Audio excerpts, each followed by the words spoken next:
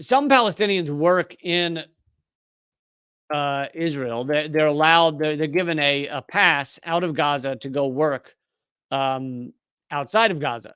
Not many, and it's very difficult. But some of them got trapped outside of Gaza when this all went down. They didn't know it was going to happen, obviously, and it happens. And then they're stuck outside of Gaza. Now they may have liked being stuck outside of Gaza because they didn't want to be bombed, but most of them wanted to get back to their families, whether that meant being bombed or not.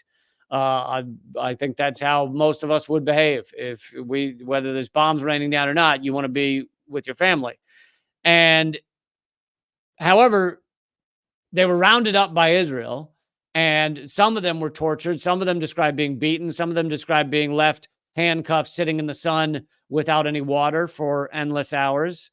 Um, and But on top of that, perhaps the most striking thing is they were given numbers that were zip tied on their wrists and ankles. And maybe for those of you who are not Jewish, you don't know, or some of you might not know how powerful the imagery is of numbers on humans. But most of us grow up knowing about it because Holocaust survivors still have numbers tattooed on them. That is how they did it in Nazi Germany. They would tattoo the Holocaust, people they were sending to the concentration camps. It wasn't just Jews, obviously. It was Jews and, there was gypsies, black people. Oh, wait, sorry, not gypsies, Roma, black people, anybody they didn't like, homosexuals, anything that was outside of the norm there. Whatever Hitler didn't like was rounded up and sent to. Oh yeah, someone's mentioning communists. That's true too. But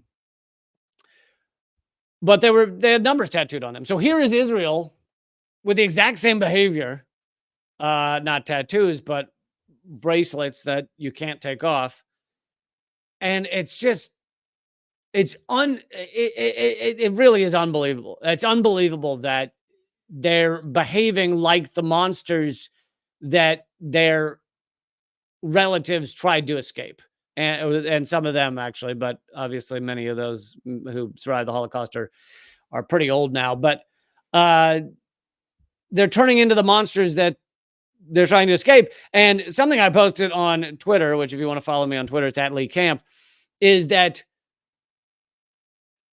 we heard "never again" a lot when I was growing up, Jewish, Sunday school, at the synagogue. You'd hear about "never again."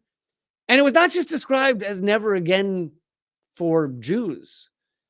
I always heard it and always understood it as never again, never allow a genocide to happen again against any peoples. Do not sit by and allow this to happen. That's how it was described to me. Never once was it like never again just for Jews. And yet here they are acting like that's what it means.